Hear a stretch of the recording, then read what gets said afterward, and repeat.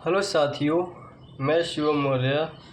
आज मैं आप लोगों को बताना चाहता हूं कि बोर्ड एग्ज़ाम में मैथ की कॉपी को कैसे लिखा जाता है। तो मैथ की कॉपी को लिखते वक्त हमको बहुत सारी चीज़ों को ध्यान में रखना चाहिए। वो सारी चीज़ों को हम एक एक करके बताएंगे और ज़रा इसे गौर से देखिएगा और लिखिएगा बोर्ड एग्ज़ाम में कॉपी में। ठीक, तो देखिए हमारे पास ये काफ़ी है एक,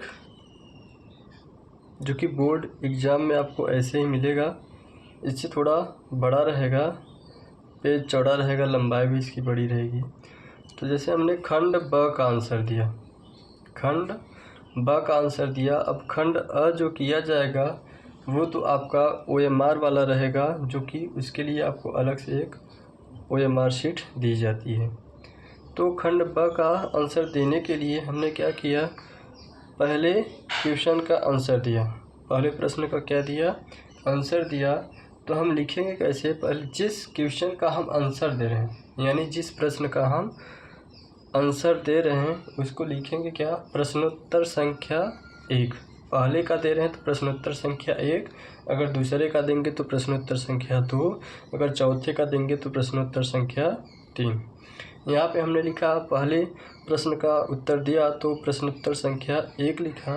अब पहले प्रश्न में भी हमारे 2-3 क्वेश्चन रहते हैं, तो उसके लिए हम करेंगे क्या, पहले प्रश्नोत्तर संख्या 1 डालेंगे और फिर जिसका आंसर देंगे उसको हम यहाँ पर लिख देंगे, उसको हम यहाँ पे लिख देंगे। तो यहाँ पर हमने क डाल दिया, फिर प्रश्नों का उत्तर देते हुए चला गया। जो भी प्रश्न था उसको सिस्टमेटिक ढंग से लिखा गया। पहले जो दिया था उसको लिख लिया, फिर जो उस क्वेश्चन में बोला था उसको राइट कर लिया एकदम अच्छी तरीके से, जैसा कि यहाँ पर आप लोगों को दिखाया गया है। ये सभी सिंबल आप लोगों को देते जाना है और जिसका मान पूछता है लास्ट में उसको हम एक बॉक्स में दिखा देते हैं। क्या करते हैं साथियों, एक बॉक्स में दिखा देते हैं। इसके पहले हमको यह भी ध्यान में रखना चाहिए कि जो हमारा कॉपी रहता है उसके हर एक पेज में हम क्या बनाएंगे, लाइनिंग बना देंगे।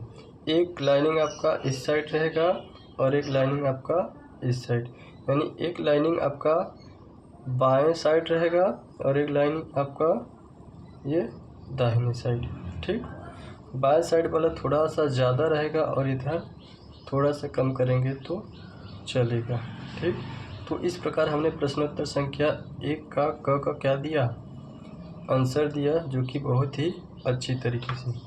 अगर आप इतने बढ़िया तरीके से लिख लेंगे, इतना बढ़िया तरीके से लिख लेंगे तो आपका क्वेश्चन जितने नंबर का रहेगा पूरा नंबर आपको दे दिया जाएगा, एक भी नंबर की कटौती नहीं की जाएगी। ठीक, तो चलो साथियों, हमने दूसरे प्रश्न का उत्तर दिया। दूसरा प्रश्न बोले तो यही प्रश्नोत्तर संख्या 1 का है।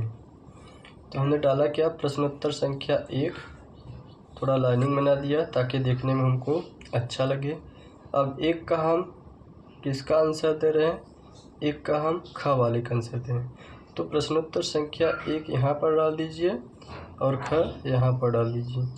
नहीं तो आप यहाँ नहीं लिखना चाहते तो 1 और ब्रैकेट में ख भी लिख सकते हैं, वो भी तरीका आपका सही है। अगर उस क्वेश्चन में आपको डायग्राम बोला है तो डायग्राम को हम बहुत ही अच्छी तरीके से बनाएंगे एक साइड, जो कि हम डायग्राम को पेज के एकदम ऊपरी हिस्से पर बना सकते हैं या फिर इस साइड भी बना सकते हैं, लेकिन जैसा भी बनाएंगे एकदम अच्छी तरीके से बनाएंगे। थोड़ा सा इसमें मीन्स प्रिंटिंग नहीं होना चाहिए। फिर जो क्वेश्चन हमारा बोला है उसी के हिसाब से हम उसका उत्तर देते हुए चले जाएंगे। हम जानते हैं इसका सिंबल होता है, चूँकि उसको लिखा घन का आयतन, ये फार्मूला आप लोग जानते हैं, भुजा का क्यूब होता है। अब उस क्वेश्चन में आपको बोला था घन का आयतन 1331, उसको लिखा। फिर हमने यहाँ से क्या निकाल लिया, भुजा, जो कि भुजा इस डायग्राम का पूछा था और जो पूछा था उसको नीचे लिख दिया। अतः घन की प्रत्येक भुजा जो होगी कितना होगी, 11 सेंटीमीटर होगी। फाइनली हल करने के बाद अगर यहाँ पर जगह बच रहा है पेज पर तो यहाँ पर PTO आप लोग ज़रूर लिख दीजिएगा। PTO का मतलब यही होता है प्लीज़ टर्न ओवर, मतलब पेज को पलटिए। ये इसलिए लिखा जाता है, कहीं कहीं पर हमारा ऐसा होता है कि हमारा आंसर यहीं तक हो जाता है, तो यहाँ पर हम PTO नहीं लिखेंगे तो जो एग्जामिनर रहता है वह पेज को अगर आगे पलटेगा नहीं, जब पेज को आगे पलटेगा नहीं तो आगे का जो आपका क्वेश्चन का आंसर दिए रहेंगे उसका नंबरिंग आपको नहीं मिल पाएगा अगर वो ध्यान नहीं देगा तब। तो इससे अच्छा है कि आप वहाँ पे PTO लिख दीजिएगा। तो इस प्रकार हमारा प्रश्नोत्तर संख्या 1 का क्या हुआ, आंसर हुआ, जो कि इस तरीके से लिखा जाएगा। तो इस प्रकार हम अब अगले प्रश्न का उत्तर देंगे। अगले प्रश्न का उत्तर देने से पहले वही हमने लिया प्रश्नोत्तर संख्या 1। अब प्रश्नोत्तर संख्या 1 का किसका हम उत्तर लिख रहे हैं उसको यहाँ पर लिख दिया। अब इस क्वेश्चन में हमारा डायग्राम था, तो डायग्राम को हमने यहाँ पर बनाया जो कि एकदम ही अच्छी तरीके से, इसमें थोड़ा सा भी कटपिट नहीं हुआ है। कि जैसा जैसा क्वेश्चन का जवाब देना था वैसा वैसा क्वेश्चन का जवाब इस क्वेश्चन में दिया गया है, एकदम शानदार तरीके से। तो शंकु का आयतन निकाला गया था, क्या आया 154 घन सेंटीमीटर हल करने के बाद, और यही पूछा गया था शायद इस क्वेश्चन में, तो यहाँ पे हमने लिख दिया अतः शंकु का आयतन 154 घन सेंटीमीटर है। फिर यहाँ पे हमने लिख दिया क्या, PTO यानी प्लीज़ टर्न ओवर, पेज को क्या करिए पलटिए, पेज को क्या करिए पलटिए। तो देख रहे हैं कितना अच्छा से कापी लिखा गया है। तो ऐसे ही आप लोगों को भी बोर्ड एग्ज़ाम में बोर्ड कापी पर लिखना है। तो साथियों, अब ये जो क्वेश्चन आपको दिख रहा है ये दूसरे प्रश्न का उत्तर दिया गया है। तो करेंगे क्या, प्रश्नोत्तर संख्या 2 डाला और लाइनिंग बना दिया ताकि दिखने में अच्छा लगे, और दूसरे का हम क वाले का आंसर दे रहे हैं यानी दिया जा रहा है। तो प्रश्नोत्तर संख्या 2 का क, अब इसमें हमको बढ़िया से इसको बनाया, इस आकृति को या फिर इस सारणी को, और फिर जो हमको निकालना था उसको सिस्टमेटिक ढंग से एकदम बेहतरीन तरीके से निकाल लिया जैसा कि आपको यहाँ पर दिखाया गया है।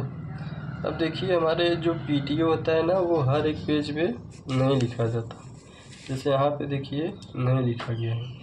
PTO आपका वहीं पर लिखा जाएगा जहाँ पर आप उस पेज को कॉर्नर में पकड़कर उसको पलटते हैं, जहाँ से पलटते हैं वहीं पर आपका PTO लिखा जाएगा, और वो भी एकदम कॉर्नर पर। हर जगह PTO नहीं लिखा जा सकता, ठीक। तो इस प्रकार हमने क्या किया, प्रश्नोत्तर संख्या 2 का क का उत्तर दिया, जो कि बहुत ही बेहतरीन हैंडराइटिंग में। तो भी ये हमारा प्रश्नोत्तर संख्या 2 का पूरा आंसर नहीं हुआ, जो कि दूसरे वाले पेज पर है, और ये पेज ये वाला है, ठीक। बाकी का आंसर उत्तर आपको उस पेज में दिया गया था, बाकी का आंसर उत्तर इस पेज पे दिया गया अच्छी हैंड राइटिंग में। तो यहाँ पर हुआ, फिर भी हमारे क्वेश्चन का पूरा जवाब नहीं हो पाया, तो यहाँ पर हमने क्या लिखा, PTO, क्या लिखा, PTO एकदम सुसज्जित ढंग से कापी को क्या किया, सजाया। सजाने के बाद जो बाकी का इसका जवाब है, उत्तर है, उसको हमने अगले पेज पर दे दिया, ठीक। हमें उम्मीद है कि आप लोगों को यह तरीका समझ में आया होगा कि हम लोग बोर्ड में कापी को कैसे लिखेंगे, ठीक। सब मिला जुला कर कापी को हमको सजा कर लिखना है। जितने ही अच्छी तरीके से आप लोग सजा कर लिखेंगे उतना ही आपको अच्छा मार्किंग दिया जाएगा, और कट पिट करेंगे तो नंबर वहाँ पे भी काट लिया जाता है।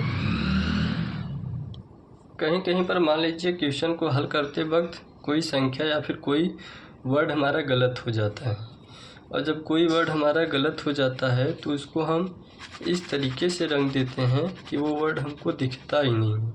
तो हमको ऐसा भी नहीं करना है। अगर वह अंक आपसे गलत हो गया है तो उस अंक को आप टच करिए ही ना, या फिर टच करने का इच्छा करा तो एक लाइन आप उस पर ड्रा कर दीजिए। कोशिश करिए कि कोई भी शब्द हमसे गलत हो ही ना। ठीक, काफ़ी जितना दिखने में साफ सुथरा लगेगा उतना ही दिखने में भी अच्छा लगेगा। ठीक, इस प्रकार हमने क्या किया, सारे प्रश्नों का उत्तर देते हुए चला गया। अब ये मैथ का है, कहीं कहीं पर हमको रफ वर्क भी करना पड़ता है, तो रफ वर्क आप लोग अपने अनुसार कर सकते हैं। या तो एकदम लास्ट वाले पेज पर कर सकते हैं, या फिर यहीं कहीं पर एक साइड में कर सकते हैं। और जहाँ पर भी रफ वर्क करेंगे उसको कट करने के बाद वहाँ पर रफ वर्क लिख देंगे। इसको लिखना मत भूलिएगा। ठीक, अगर यह बताया हुआ तरीका आप लोगों को समझ में आया हो तो बहुत बहुत धन्यवाद।